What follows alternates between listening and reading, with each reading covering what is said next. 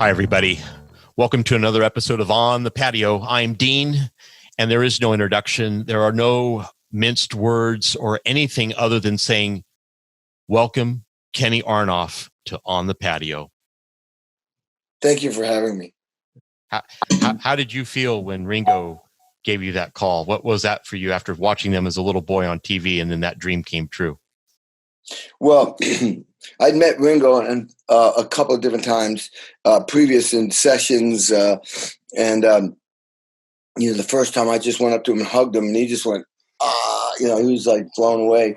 So I'm very physical. And, but when I got to play with him, there was this period of time where I played with him. And when I did the Beatles tribute, I played with him for a thing that David, what's his name? Oh, shit. Spacing. Anyway, he was honored. He was honored, and I got to play like 10 songs with him. I think it was about 10 songs, double drums and him singing.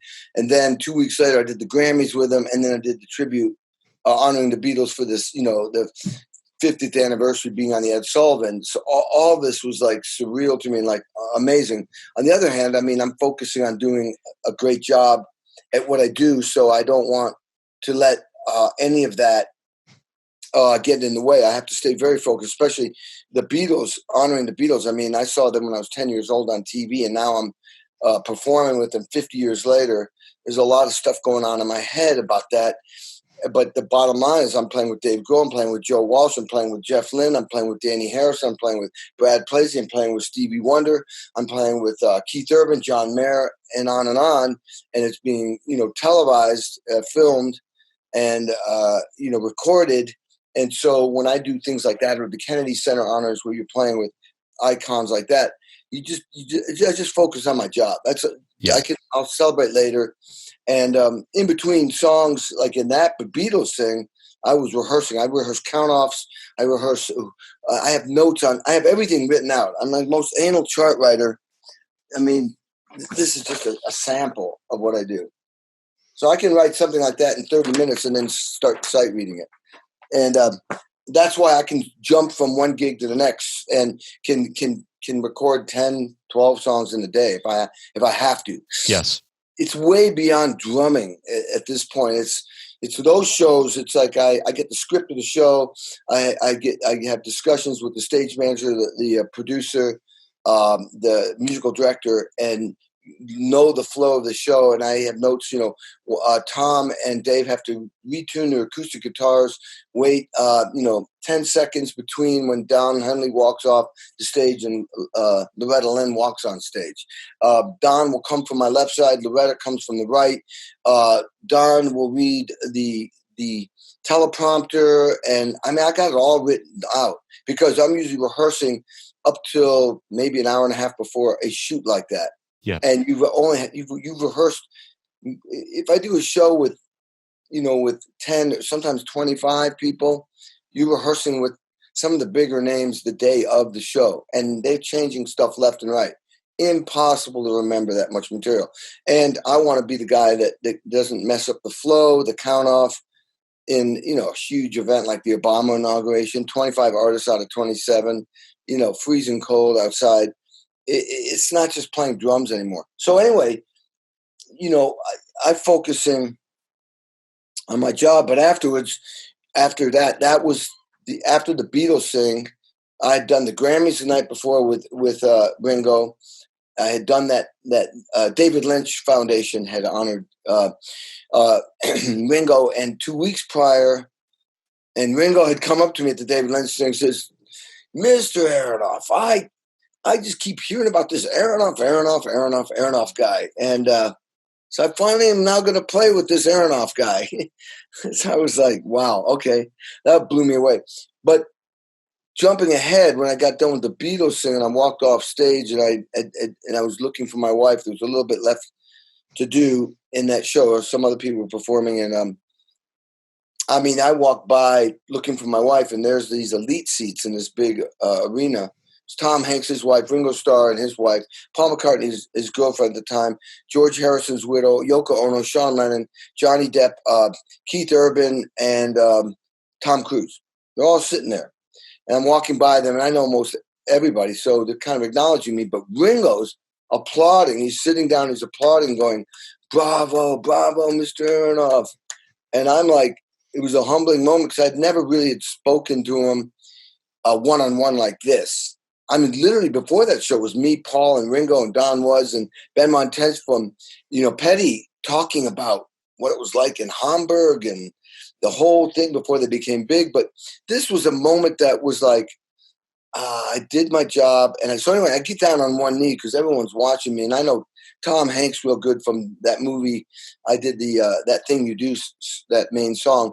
And he was wanting to talk, but I got down on one knee. And before I could say anything, Ringo goes, "That's okay, I'm already married."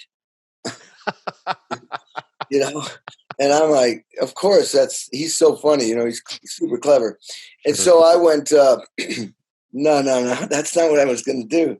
And I thought it was going to be stupid for me to say what I was going to say, but I just couldn't think of anything else to say. And it felt like the most sincere, which was like, "You're the reason why I play drums. You're the reason why I play rock and roll. And the Beatles and you set me on a course at age 10 that I've been on ever since. And I have to thank you." And I thought they were going to go, "Oh yeah, whatever." But his wife was, tearing up and was like, "Oh my God, that is so cool." And Ringo was kind of apologetic, like, "Oh, that's cool, man. That's cool." And anyway, I got up and walked away, and I was walking away. I was going, it really is true. I mean, those guys helped me realize what my purpose in life was before I even knew what those words meant. Yes. The purpose of life, and I talk about this when I give speeches for corporations, you can talk about working hard, self-discipline, perseverance, being creative, innovative, collaborating, communication skills. All these things are techniques to be successful in business and in your personal life. But what drives that whole thing is doing what is why you are here and doing what you should be doing here. Because when you do what you're supposed to be doing, which is obviously I am, you're unstoppable. You're undeniable. You're authentic. It's like this is not an act. I get up in the morning and I'm excited to do what I'm going to do. Like, I'll be recording today, business calls. I got 3 artists I'm recording for today. And, and I'm dealing with just a ton of other stuff. But I'm the guy at night that doesn't even want to turn the lights off at night. The only reason why I do is because I know that you need to get 6 or 8 hours of sleep to operate the way I like to operate. Right. But I wouldn't even turn the lights off if I didn't have to.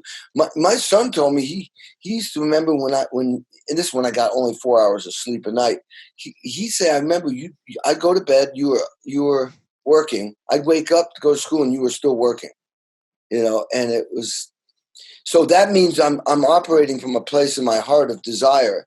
And so I think it's really, really important to realize what your purpose is in life. And when you do, you will be successful and stay successful. And that's kind of what really got me from being this little kid in a 3,000, populated town with no mentor or somebody to tell you how to make it in rock and roll to working my way up through the whole orchestral world. Because there was no other school. There was no school of rock back then. And going from an okay reader to getting in to the number one student orchestra in the country after 4 consecutive years of auditioning, 7 percussionists in the whole world only get accepted. But I'm working with the Boston Symphony Orchestra, Seiji Ozawa, their conductor, Leonard Bernstein, conductor, composer, and greatest in America, Aaron Copland, Arthur Fiedler, and get into the Jerusalem Symphony Orchestra as a percussionist and turn it down and give up certainty for complete uncertainty. Why would somebody turn down that after 5 years of intensive training, never taking a day off you're practicing every day, doing 4 of those 5 years at Indiana University, where it's the number one school of music. This is no hand-holding, coddling school. This isn't like you pay your money like you go to some schools and that's all. You take their money, you take your money, and then it's up to you. In Indiana, if you don't perform and you don't stay at your abilities, they throw you out. Right. Or they'll make it so difficult, you'll be thrown out. That's why it's number one. You can't get in just because you pay. You have to be so proficient on marimba, mallets, timpani, snare drum, sightseeing, multiple percussion. They drill you. You prepare pieces, but then they throw music you've never read before. Oh man, it's. But when you get out of that school, you're a super disciplined machine, and that's why it's number one. But I turned it the Jerusalem Symphony Orchestra down because in my heart, I was willing to take the chance and follow my heart, thank God, and be in rock and roll, and which was completely. I mean, where do you go to make it in rock and roll? I mean, eventually, I got lucky. I went to Indiana and formed a band, tried to make it after 3 years of trying to write music and get a record deal. We failed. And I was going to move to New York at 27. And then somebody told me about this kid, Johnny Cougar, who was, on making records on MTV, and he just fired his drummer. And I wasn't a huge fan of John. I was looking to other types of music. But when I heard that, I went, holy shit, that has been my dream, to make records, tour, and to be on TV and be in with a band that's relevant and current. Holy shit. Well, I took my classical skills and wrote every single note that drummer played on the album that was out at the time, called Johnny Cougar. And I literally didn't understand the simplicity of the drumming parts. I was looking through a telescope at that time, and now I had to look through a microscope. Both are valid worlds, but totally different worlds, the different things happening. And I didn't understand the less is more and the principle of it, but I could feel it because I'd grown up playing pop music. Sure. Anyway, I win the audition, and 5 weeks later, I'm in LA making a record. I'm ecstatic. I tell everybody, I've done it. I finally turned down Jerusalem to be, I turned down Jerusalem to be in rock and roll, or as I call it, the Beatles, but it wasn't the Beatles, it was Mellencamp. And after 2 days of recording, I'm fired from the session. You know this story at all? I sure do. And you have 25 steps to keep your job and not get sent home. Yeah. Oh, dude, I love your sick forever. I got those sick. I love those things. Anyway, so yeah, for the people who haven't heard it, they probably have, but I'll just say it again. The point of this whole thing is, when I got fired, it was because I didn't have, no matter all that experience I had, no matter how great I was as a percussionist and a trained musician, I had no experience playing drums on records that get on the radio to be number one. That's a skill set, a specific skill set. It's that simple. And the only way you get good at it is you just do it. When you repeat things over and over and over again, you get good at it. It's a system I have called RPS. Repetition of any skill is the preparation P for success. I don't care if it's sports, business, eating habits, working out, relationships. You repeat something over and over again, you get good at it. And so I had no experience making records that get on the radio to be number one hit singles. And they were recording on tape. There was none of this Pro Tools where you can, edit and fix. Back then it was tape, man. You wanted the drummer to play complete takes, perfect time, perfect groove, perfect parts, and be able to take criticism and adjust on the dime, whatever it took. But they needed the drum tracks first. Well, I had no experience with that. So the producer wanted to get the record done in 8 weeks. And man, you're going to have to this is kind of a new band. And the producer's like, man, we got to get the drum thing taken care of first. And so he wanted session drummers. So Mellencamp, I didn't know it was the producer. I thought Mellencamp fired me. But as he's telling me to go home, I absolutely said, no, I ain't going anywhere. And the reason why is because deep down, and I was not like calculating these answers. This was a fight or fight thing, not a fight or flight, but a fight or fight. And I was like, he was trying to take away my purpose, basically. He was saying, no, you go home. I'm thinking, no, I need this. I want this. This is what I want to do. This is what I do. So I said no. And then it was like the band, they were smoking cigarettes going, holy shit. What the fuck is going on with this guy? He's fucking standing up to Mellencamp, which was like a drill sergeant in the Marines.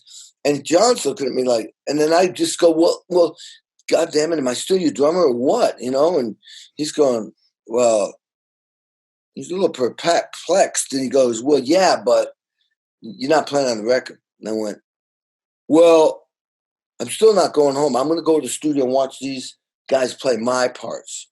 I'm going to watch these guys play my parts. I'm figuring out as I'm talking, and I'll learn from them, and I'll benefit. I'll get better, and that'll be good for you because I'm your drummer, right?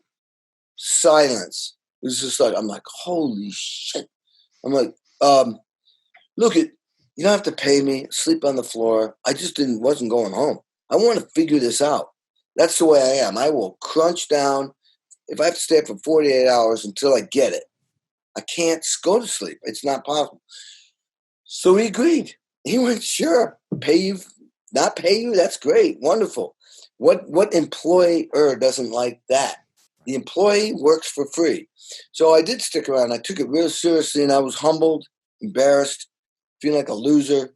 Went home after 4 weeks with the drum tracks, wrote them all out and studied them and practiced them every day. Practiced tuning, practiced hitting consistency. Everything that I learned by being there to improve myself, I started working on. I put away my Mahavishnu Orchestra records, Rush, anything that was busy, and I got into the Stones, Creedence, AC/DC, listened to pop radio, and started to try to figure out what is it about playing simple.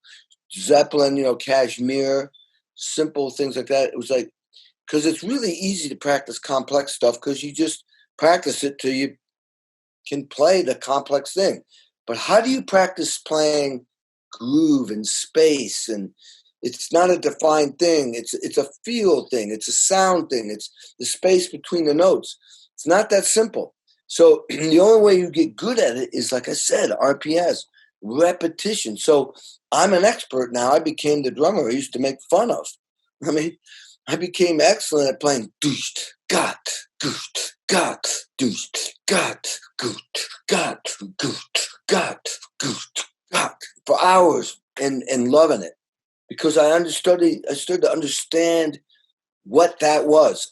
And the only way you can do it is you have to do it over and over again. I remember being in the Mellencamp band thinking back then, man, if you don't learn how to play this kind of music, this style, this simplicity, you should leave. You should remove yourself from the band because there clearly is going to be somebody that's going to do this better than you because they love it. I said that to myself. And I started practicing left-handed to simplify myself. And that was the first song on the radio that I'd ever heard myself on. It just hurt so good. It was left-handed because I was trying to simplify my playing. And by playing left-handed, John was blown away when, he'd come in and play a song twice on guitar and expect me to come up with the answer to the new direction of the song. And it's like his songs sounded similar. But I had to scratch to come up with a creative idea that was simple. And playing left-handed, he went, what are you doing?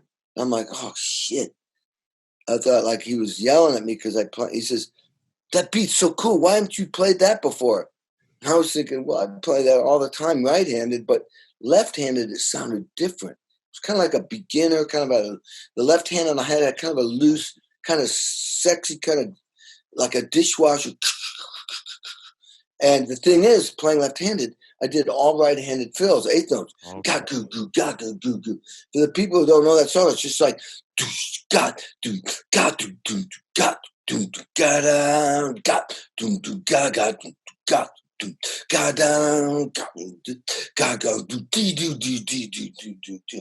The hi-hat kept going, and the drums were mixed so loud in the mix because John wanted to literally blow the song on the radio that came before him and completely annihilate the song that came after us. I mean, John was not like, they'd never worked with a guy like this. He was extremely competitive. And he made it because he made himself make it. This is not there's no hand-holding or coddling in this band. You fall down, you get stepped on, and you got to fight your way back. But it made me who I am. And that training at school was like going to the Marine Corps. Now I'm ready to fight, go into duty. And so it was just like, yes, sir, I got it. I know what it's like to be yelled at by conductors, yelled at, embarrassed, and screamed at, throwing batons at you because you made a mistake. you counted wrong, and you came in wrong. So this was like not fun, but I was familiar with it. And so anyway, the rest is history. I mean, the next song was Jack and Diane, which then completely blew my career up and launched his. And that was another life-changing moment because, when I came back to Bloomington, Indiana, after being fired, I said, I'm going to make the next record. And this is the way I'm going to make the next record, whatever it takes. And the way I handle things, and that's the way I handle, like, even this COVID-19, and it makes me laugh when people go, like, are you okay? I'm like, dude, if you know Kenny Aronoff, you don't ask that question. Yeah, I lost 3 tours and 6 figures all over the place, but I'm okay. Why? Because I go right into that workaholic mode times 10 and start accomplishing things. I'm thinking, okay, this is how it affected me, COVID-19. This is how it affected me when John fired me. This is how it affected me. And then I go into this thing. You just work your ass off 7 days a week and you build for the future. And the people who build after a certain period of time are standing on a mountain looking down at the people that are still trying to figure it out. It's not about the problem. It's about the solution. Absolutely. Obviously you got to identify the problem, but you go right into solution mode. And I know I'm talking furiously, feverishly, fanatically, fantastically, but I saw the writing on the wall when people stopped buying records, right? Completely diminished the income of bands, which affected the people working for those bands. Right. Now, for the people listening there, the record labels basically the deals they got. The artist would get 15 cents on the dollar or 18. In John's case, he got 18, but he'd give 3 points to the producer. Sure. So he ends up with 15. Label ends up with 82 cents or 85 cents on the dollar. I'm on 300 million records sold. Multiply 300 million times 85 cents. That's a lot of money. But with that money, the record labels could spend money and invest in a band, put them in the studio, $250,000, $500,000. I'm on a record they spent $1.2 million. And they could do that. Then they have money to put them on the road. They have money to market them. They have money to have a publicist. Yeah, radio. Sure. Whatever it took. They could do it all. And a guy like Mellencamp, that he made his career, that money, so the record does, I don't know, 200,000. Well, that's fine. That's good. You had one song in the top 40. Okay. We're going to do it again. Here's $250,000 to make your record. Of course, you got to pay it back at the band's at John's interest rate. He has to pay it back at his 15% interest rate, the money he's getting. Sure. So it's a slow payback. But the point is, they had the money to give it to him. Then he sells 500,000 records next time. Then here we go. This is building. This is working. John doing his part. Labels kind of doing their part. John was ruthless. We'd come into a town promoting a new record. And the way it worked, everybody, is like we'd spend a year. John would write the songs, we'd arrange the songs, we'd record the songs.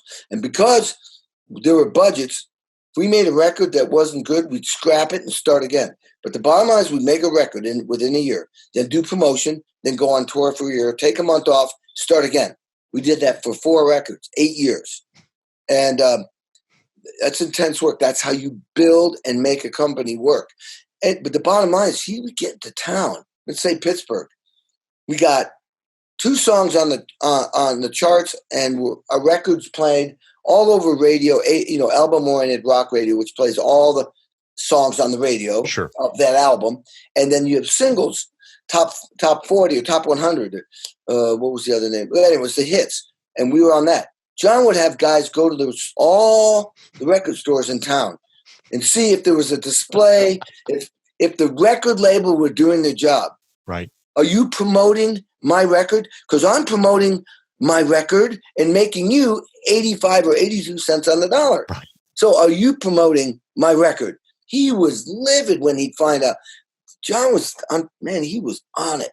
He was like, and he would, he was managing his business hard. He was on the phone all the day, all the time, yelling at managers, making sure the record labels are doing their thing, making sure everybody was doing their job, because he's, I'm working my ass off out here. You fucking work your ass off.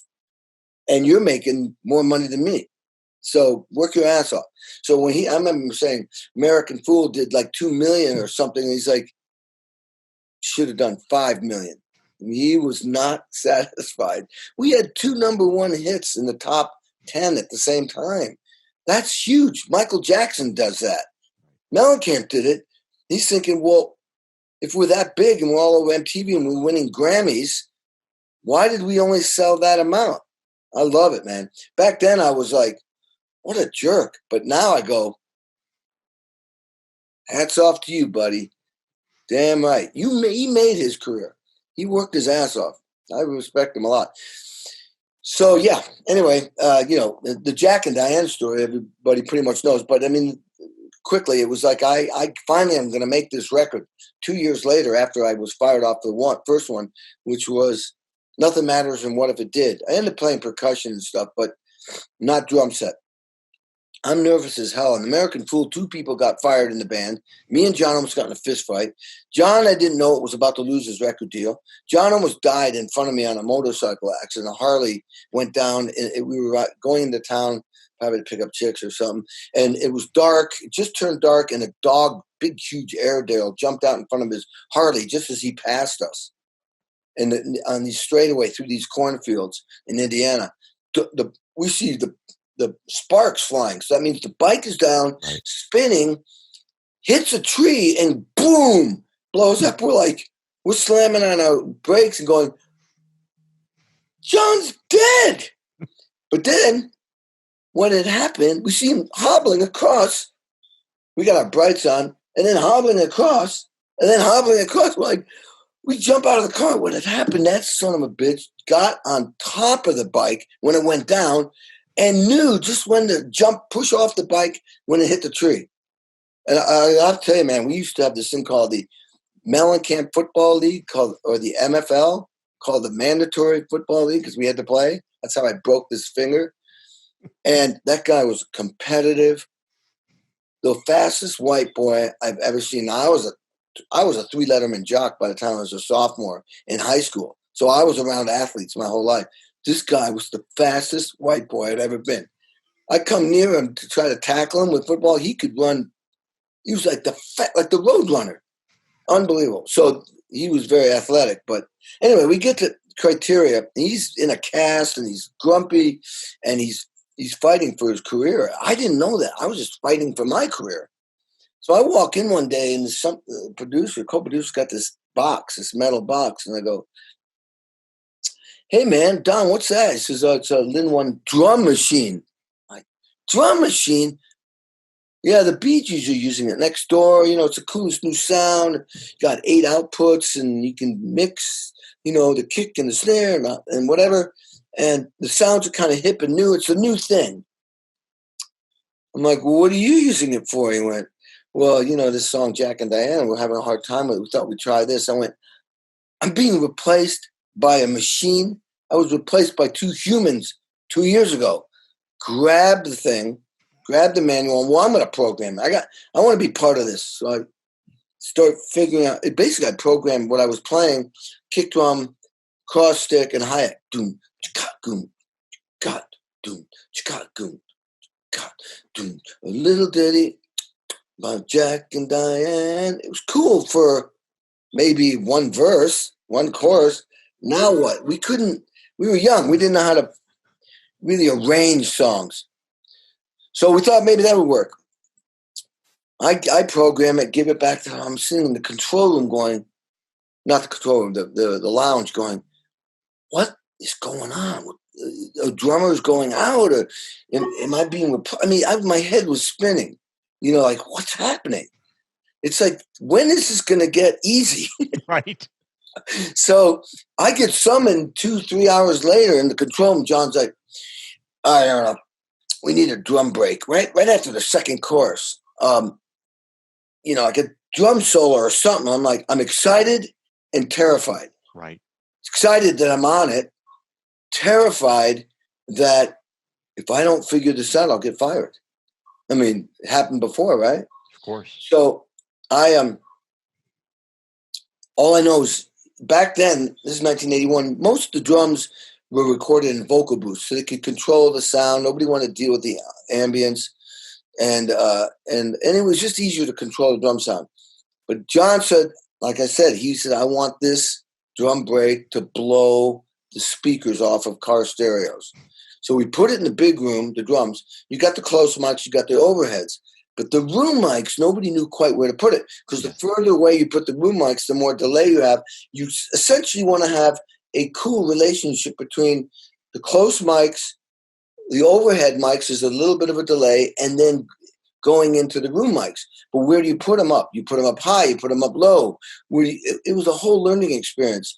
And so we spent the whole day, working on sounds. I'm thinking, how am I going to make my entrance? It's got to be big, simple, work on the radio, serve John's music. It's got to come out those little speakers and car stereos, TV sets, whatever. It's got to work. And so it's my time. I'm like crapping in my pants. So the machine's going, doosh, doosh, doosh, doosh, doosh, doosh, boom, blam. So I do this kick drum, snare drum, boom, blam, and I stop. And I look up, and in the control room is 9 people going like that. I'm like, got my job still. Still got a job. So I start doing some stuff, hit a dead end. I go into the control room, and everyone's like, wow, everyone's talking about what I should do, what I shouldn't do. And I'm like freaking. I'm like, okay, I just head back there, and I'm like, you got 50 feet to figure out what you're going to do, Kenny. 40 feet. What are you going to play? 30? I have no clue. Says, dude, you're almost at the drum set. This is it. 20 feet, 10 feet, 0 feet. I get down to the drums, and I'm looking at them. I'm looking at the drums, and I'm going, shit. And all of a sudden, a light went off. Essentially, what I did was I used the material I already had been using, but kind of did it in a different way. It'd be like if you had a room full of furniture. You don't like it. You got 2 choices: get new furniture or just rearrange what you got. So I rearranged. So that I went boom blam, and I was playing the kick drum part that I had programmed, which was a copy of what I originally was playing, and that started on beat 1. So instead, I just started it on the end of 1 a little bit later, which made John go like he was familiar with that beat, but it was in a different place. So it was cool but familiar. Boom blam, 1 and I went up the toms instead of down the toms. Everybody usually goes down the toms. So I went up first. And then John wanted a cymbal crash. And then I kind of borrowed a few parts of Phil Collins. Ran out of drums. And so then I put a triplet in. Blah, boom, boom, boom. Which John thought was great. So apparently, I didn't know this because Mick Ronson from David Bowie, the guitar player, was there. I don't know. John would pull certain cool guys in to get ideas, And Mick was the one apparently that said, John, have Kenny play a beat and you guys sing the chorus a cappella over it. That was a Mick Ronson thing. So the drum beat was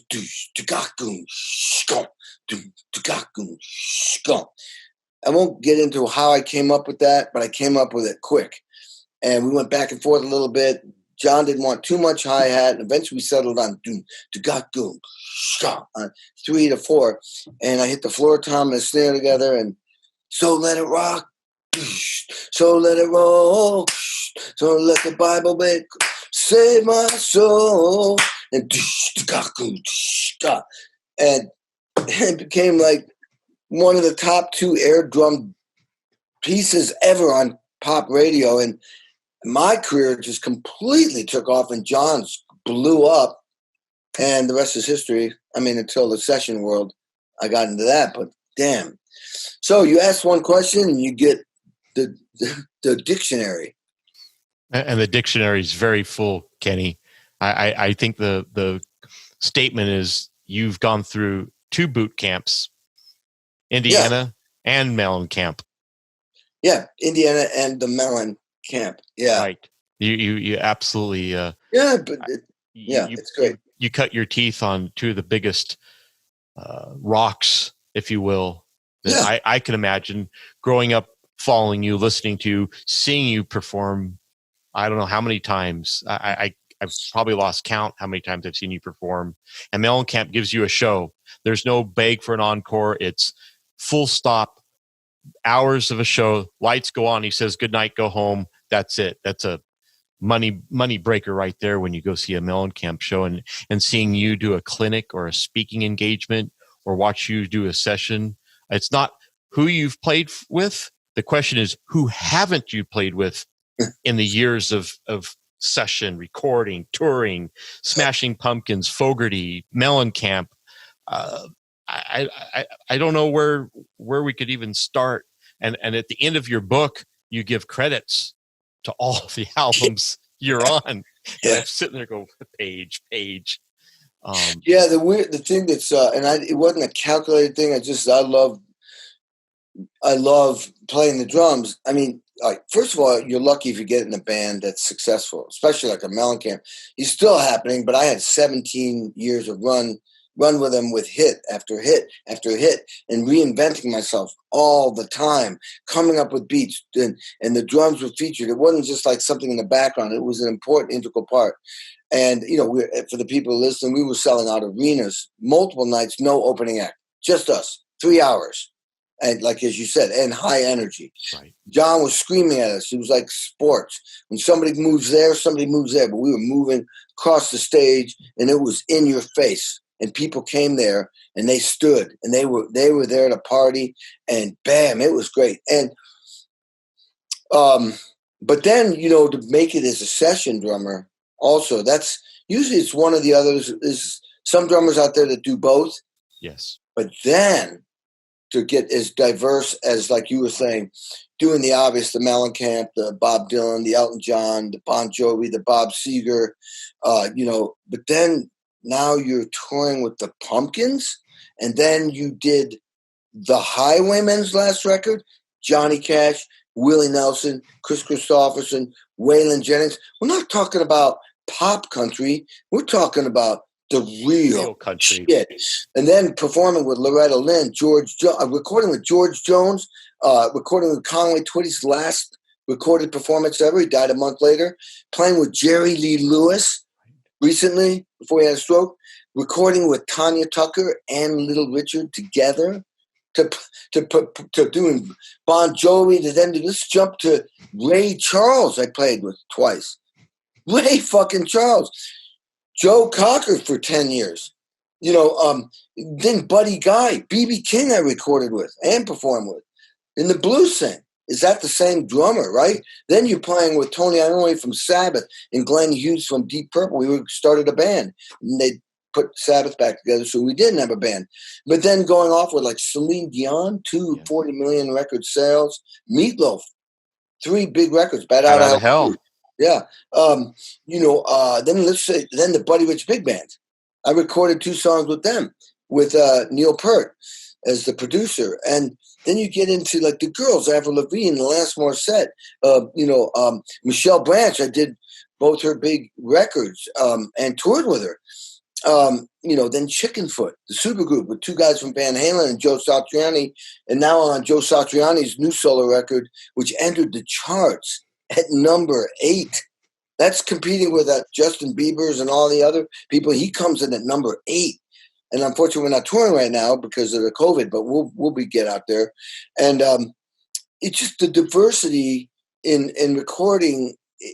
Usually you're pigeonholed. Oh, he's a rock drummer. Oh, he's a country drummer. As a matter of fact, I'm on the Randy Jacobs from the Bone Shakers. He used to be in What Was Not Was. It's kind of a funky. Right. And everyone's going like, because we recorded in my studio. He says, people keep saying, who's the drummer? And he goes, Kenny Aronoff. They go, I didn't know he could do that. Randy says, you fool, he can do anything. He says, man, that feels so good. It's really it's R&B, but it's just cool. It's not in your face rock and roll. It's just very cool and groovy. Kind of Prince meets something Detroit, But Motown. something. It's kind of, Motown in the feel Sure. where it sits. And but the thing is, as a kid, I mean, I used to play any music as long as somebody would want me to play the drums. I didn't care what style of music was. I wasn't like I wasn't like judgmental. It was just great to be playing drums simply because it felt good. Sure. It made me feel good. Now, when I grew up on the turntable at my parents' house, most of it was jazz and classical music, but there was show tunes. They came from New York, Yes. but they were open to everything. And I just had that attitude. It reflects on who I am. I'm open. I'm open. So when I listen, if I hear great country, it gives me just as much chills as great rock and roll. You know what I mean? It's authentic. When I listen to Johnny Cash, Waylon Jennings, I mean, shit, man, these guys, their voices, or Willie. When I record with Willie, I'm like, God, it's just, it's the real deal. Or Smashing Pumpkins, when I do, Bullets to Butterfly, I'm like, oh my God, I can't believe I'm playing with them. When I was watching their videos when it came out, I thought, wow, what a cool video. Yeah. The world is a vampire. It was like a mood. It was like a movie. It was like, now I'm on tour with them. It's like, come on. I have to stop you there, because there is a portion of that episode in your life, and I don't mean to interrupt you, but I will, that you're on tour. I believe it was Moscow, and a KGB son had a drum kit that was allowed to be borrowed by your tour manager, for stage manager, and you had gotten worked up at the end of the show, and you thought it would be really a wow factor to kick over the kit, and not knowing who the kit belonged to, and I'll let you take the story, because that stuck in my mind. I've read your book twice. Yeah, well, what you're talking about is we were in a different country every day. That was the whole weird thing. And so, it was just, it was this frustration and excitement and rock and roll. And I just felt like being Keith Moon. Now, the tour manager said, Kenny doesn't kick over kits or do it. Are you kidding? My Texas Kenny's like, that's not him at all. He's the most, responsible, takes care of you. He's a professional. But for some reason that night, I just want to go, rah! And I kicked over the kit, and not knowing that it was the son of a KGB, guy in Russia, and they both were on the side of the stage watching. And as I kicked the kit over, my tech is going, no! And he looks over at the KGB guys, and they're going like that. So then I'm just like, I don't know nothing. I kick it off. Billy starts kicking it across the stage. I go running off the stage and on the bus. I'm like, yeah. Well, apparently we had a big, huge tour manager, 400 pounds. This guy, we had him because he knew how to handle places like Russia. The guy comes up, you're a drummer. Then he break the KGB drum set. He says, show me where. The cymbal stand. See, that's the top. How much is it? I don't know. He pulls out a wad of rubles. He was ready. This is what you do. You got a problem, you take care of it. He's like, how's that? Okay. You guys are breaking a microphone. Show me. This microphone's not broken. It's broken. He goes, steps on. It's broken. Wanted money, so he says, I'm going to pay for it, but it's got to be broken. And that's how we got out of Russia. Because if you didn't, that KGB guy, who knows, they'd make a phone call, and all of a sudden, I had friends that were on a Joe Cocker tour once, and they walking around Moscow, and the military or the cops come up and go, let me see your passports. Says, you want them back? Give us all your money. Or you don't get out of Russia. Right. So, it was not like, this was for real, Right. And that guy knew how to deal with it. Yeah, that was an incredible, that stuck in my brain. I like I said, the book doesn't even cover a sliver of your life and your career, but it sure touched a nerve of absolute humor. And at the time, I'm sure it wasn't very funny. For Well, I thought it was funny. I was funny. I didn't know about it till the next day. I bet. So that was what was so cool. Sure. Because I thought, I'm out of Russia, or I'm getting out of Russia, and they're telling me this story, and I'm like, oh man, that's scary. But I'm glad we got past it. But I'm glad it happened. That's pretty good. No, yeah. I know, and I remember vividly a lot of your tours. You would wear like a roadster cap. At times, you were always very dapper in your attire. And the next statement is, you've always been running around with your hair on fire, doing things with passion, the energy, the clinics, the speaking, it's work for you because you put everything into it, but it's not a job. It's a career. It's what you're meant to be. And I say that with much respect and appreciation for the dedication, the hours. John Fogerty doesn't do a 2-hour rehearsal or a warm up. It's all day long. Yes, the longest was 6 hours. That's amazing. 2 o'clock to 8 o'clock, and we had a show at 8:30. He was obsessed with things not working right. We had changed a monitor guy and a front of house guy day of a show in LA. It's amazing. And there were all kinds of technical problems. And John spent an hour just on bass drums. He wanted me to bring in 3 bass drums. He just wanted to see. He gets obsessed about tones and sounds, and he just went over and over and over. It didn't sound right. He went out to front of house, and because of that, we had to cancel the show, which he had never done before. His voice was shot. Right. They should have gotten that building with the day before, but it cost money. Sure. But and that was, I believe, Thanksgiving Day too. So to break in with a new monitor guy in the front of house, I think the real problem was in that particular situation was you get a blueprint of how you got the front of house guy sets up his mix and he sets up his lines. This fader is vocals, this fader is snare drum, and so forth. He has to give that diagram to the monitor guy because those cables then run to the monitor board and they have to line up. Of course. And so then the monitor guy can then send it. He knows what he's doing. And I have a 16-channel mixer on stage, and I'm the one that busted it. I'm like, I got 3 faders squirting red blood. It's all John's guitar. Something's not right. It should be just 1 fader, John's guitar, and that's it. And it should be not that hot. And the guy was trying to figure out, and all of a sudden went, wait a minute. That sent the signal, something's not wired right. Then I had to redo the entire thing. That was right there. That was 2 hours. And it was crazy. Kenny, speaking of mixes and dealing with sound, you came from a generation where there's no in-ears. You'd have a mix, a wedge.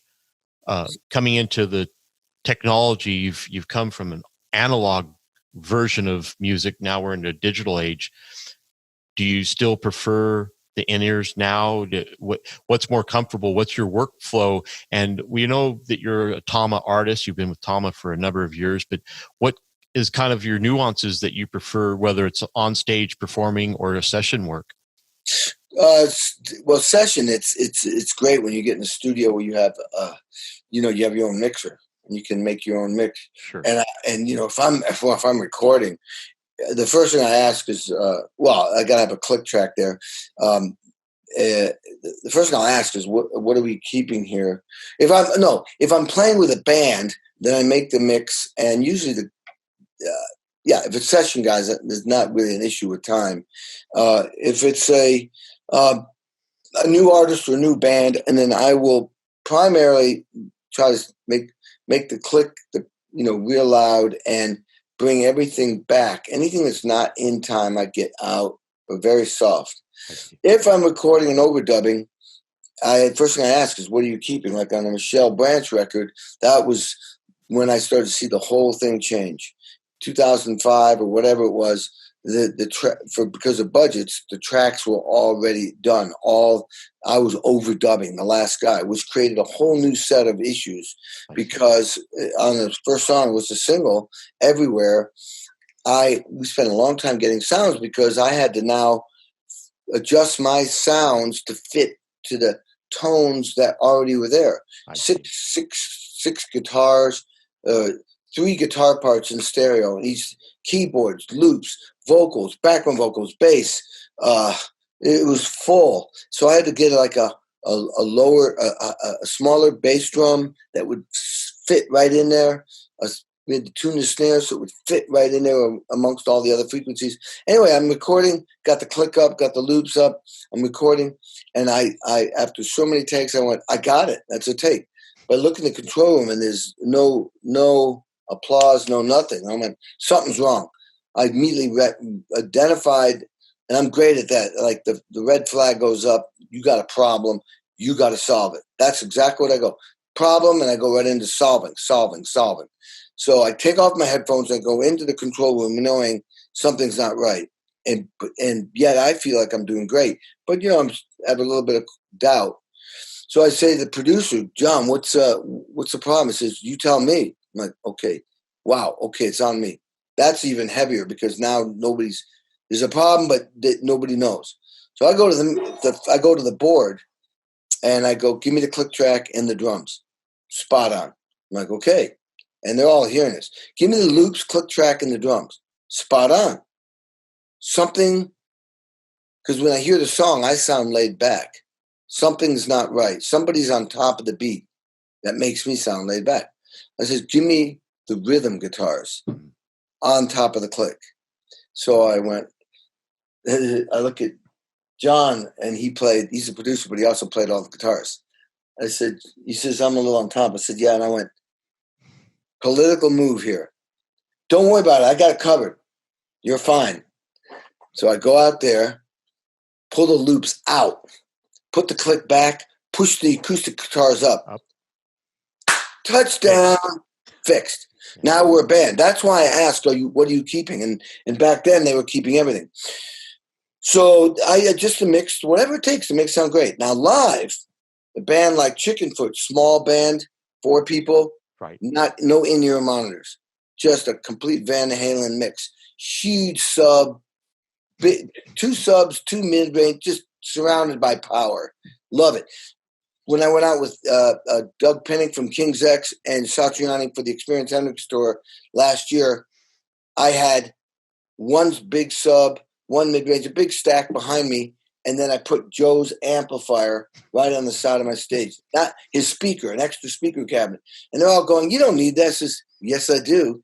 If I'm playing with that guy, and he's the guy what it was his cabinet was on one side, and the bass, I made sure the bass amplifier was back, not to my side, but back further so I could hear it acoustically and blend it in with my monitors. So it was loud, because that's why I'm deaf probably, but it was badass.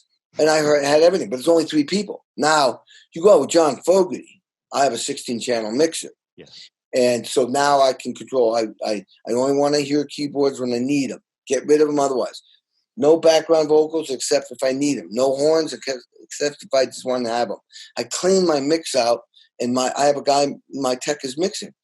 John's guitar levels change all over the place. Each guitar is a little different. So he's constantly moving guitars up and down. I don't depend on a monitor guy there because that guy's focusing on serving John Fogerty. Sure. And by the time something goes wrong, it's going to be too late. And John's the type of guy, man. If something goes wrong, he'll look at you. It could be 1 snare drum beat. He'll look at you because he can hear everything. And if he looks at you enough times like that, then he starts thinking everything you're doing is questionable. Yeah. So I follow him like a dog, just watching him lead, but follow and be ready to solve any problem. And that could be a 3-hour show. Wow. It's just the way it is. It's intense. But so the mix is very, very important. To have control of the mix is very, very important to me. It gets to the point now, I don't need to hear me as much as I need to hear everybody else. Sure. And I have my bass drum. I have a Porter and Davis thumper. So when I kick the drum, I feel it. That's my biggest concern because the bass drum is down there, and the snare is right there and the tom's right there, but the kick. So yeah, that's kind of the mix situation for me. I see. Well, I appreciate you giving us that feedback, because that was a question I've always thought about, because you've been playing for so long. I know that you just had a birthday in March. You're going to be in the Guinness World Record of the oldest rock drummer in the next 20 or 30 years at 90 years old playing, because there's no stopping Kenny Aronoff. Two things that mean a lot to me I'll touch base on, and I want to say thank you again for doing this and taking time. You're probably doing 15-hour days or more. You were on The Hired Gun that Fran did a number of years ago. Yeah.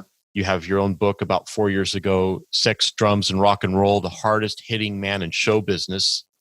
You've done everything and more that you've ever set out to, but something that means something to everyone as well. And you taught me a very valuable lesson personally about a year ago. And it's not about you. It's about having a team. Everyone needs a team.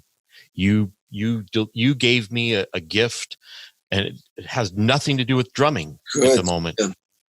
You have a team with your wife. I want to talk about her for a moment. And Incognito. You got one. Fantastic. Face shield means, the cause that the pandemic is a team. There's no way you can be Kenny Aronoff without a team. And then also what it meant to you to have Mr. Peart do your foreword on your book. Well, that was a gift. I wanted somebody that really understood me, and we had a personal. We didn't hang out a lot, but we understood each other. Both of us were into sports. He's like, he rides his bike. He's into sports. I knew that. I found out by hanging with him, both were into jazz as kids because we were old enough so that jazz really came before rock and roll. So we were experienced. We'd listened to a lot of it, then became rock drummers. So we had that in common. And we had created this bond called the Ball Bandito Brothers. I think I mentioned in the book.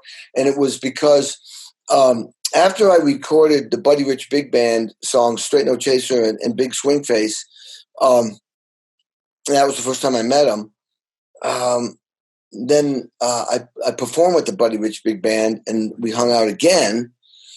And then I was doing this record up in Morin Heights. Corey Hart that's outside of Montreal. Corey Hart was producing his now wife record. And we're in there. It's an hour outside of Montreal in the woods on a lake. Gorgeous. So I think Rush used to record there. Anyway, all of a sudden I look over, Neil's head's popping in going, and I go, Neil, what are you doing here? He said, I come in, and he didn't want to bother him. He says, well, I live just right up there, but I'm mixing the Buddy Rich album here. Oh, that's awesome. Oh, man, I got to hear some of that stuff. He says, hey, do you have any time? Steve Ferroni played Pick Up the Pieces, and it was arranged with a 12-measure drum solo, but he doesn't like to take drum solos. So it's just grooving. I think I need to put percussion on it, and I know you do that stuff. How would you like to do that with me? And I went, awesome. So we literally sat across from each other, and this is what I'm in the process right now. I am really, really good at arranging not only percussion, like yesterday I did 10 different parts, but I create weird sounds that you don't know. Instead of just a shaker, I pick weird, I have so much percussion instruments because with Mellencamp, I used to build these songs along with. So I take I might meld 3 sounds together and then run them through a Sans amp through a Studer. This is what you would call it, an online, not really a Studer tape machine, but it's a plug-in. Right. And I create these sounds, and then I can spend, just working nonstop 4 hours on one song and build this incredible, different parts of, left, right, middle.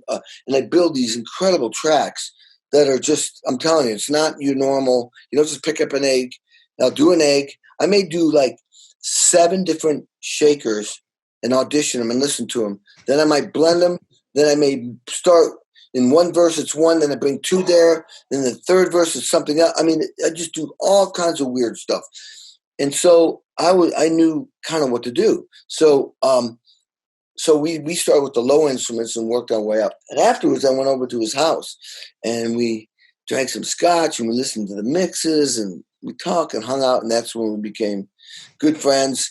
I didn't see him that often because I was always on tour doing sessions and he was too, but we stayed in touch. So I thought it'd be cool to have a drummer do the forward, yes. But I just thought he understood me, and he did.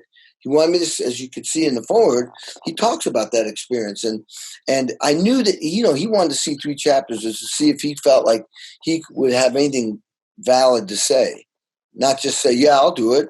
Right. He wanted to see what the flow of the book was about. Right. Especially with the title, Sex, Drums, Rock and Roll. Probably want to go, wait a minute. What am I putting my name to? Yeah. No, that's an amazing story. And thank you for sharing that. Briefly, I wanted to bring your wife, Georgina, into the mix because I have family that's in the medical profession. We all have family that's exposed and dealing with this around the world. Yeah. And this face shield, if you will, this wrap, this piece of garment that is not just a gimmick or something that I'm asking someone to buy because it's cool or Kenny's got his skulls on it and he's a rock drummer and you'll be cool like Kenny. You'll be cool like Kenny because this goes to a good cause, and Uncognito was donating profits and proceeds and other shields. And your wife being a nurse, being a brave frontline medical professional, exposing herself selfishly, along with other family members and people around the world. So when you started to promote this, I told my wife, please, let's immediately. And it wasn't because it was Kenny. There's a million face shields we could get. I have some Harley Davidson shield. It didn't matter because you, from your heart, talked about the cause. And my wife and I didn't even think about it. It was ordered within 10 minutes, and it was so worth the wait to come in the mail in this wonderful red envelope. And I want people to know that you're promoting something with the heart. Exactly. The authenticity that you mentioned, it was important that I wanted to honor your wife because she's part of your team and you're part of her team. Yeah. Just as your son Nick and your mother. And I know your father, it's not, we're not talking about drums, and none of this conversation today is about drums. It's about personal relationships. Yeah. I mean, of course you're a drummer, but. Yeah, no, you're absolutely right. You're human first and foremost, and it's your success isn't just based on talent. That's for sure. No, there's plenty of talented people. No. I don't get hired. I mean, I talk about when I give speeches, I don't get hired just because I'm a great drummer. That puts me in the running, but it's to be able to connect, communicate, collaborate. People want me there. Why? Because they want me there as a person to help motivate the room, to get along, be a team player. All that aside of drumming, it's just this other stuff. Elton John doesn't want some guy who's just a great drummer. He needs to feel good about the guy he's playing with. You got to meet the guy and get that relationship going immediately. Of course. And it's got to be real. If you're not that person, then you're in the wrong business. No. So anyway, you're right. I was honored that the Uncognito wanted me to design something. It was only a 48-hour thing because. And that's good you jumped on it. A lot of people didn't read the fine line. It was a 48-hour thing. They wanted to just do it and just do a quick thing in and out. And so that's cool. It served a purpose. It was all about doing something cool for this, in this, pandemic. And it is more personal that my wife is right downtown in LA right now working Salvation Army. And goes to Watts once a week. And man, I'm just glad I could be part of it like that. Thank you. And we want to take another opportunity to say thank you to Georgina Aronoff for for doing her part in the world, just as you do your part in music. You're a godfather, if you will, of music, drumming, percussion, producing, being a human being, and giving gifts to people, in either the industry or just a fan. And taking the time today, Kenny, from the bottom of my heart, I know you have a stack. You probably won't see the bed till God knows what time tomorrow morning. Yeah, it'll be in the morning. Of course. Well, good, man. You have a great day. Thank you for being so honorable and respectful. Thank you. You deserve that, not because you're Kenny Aronoff, the drummer, but you're an elder and a human being, and you've always been kind to me. I've watched how you treated Dana the last time you were at the shop. Everyone that talks about you, you're just who you are. That's awesome. So that's great. Thank you. All right, man. Have a good afternoon. Tell your wife and your son that we send our best. All right. Take care, man. You too, sir. Bye-bye, Kenny.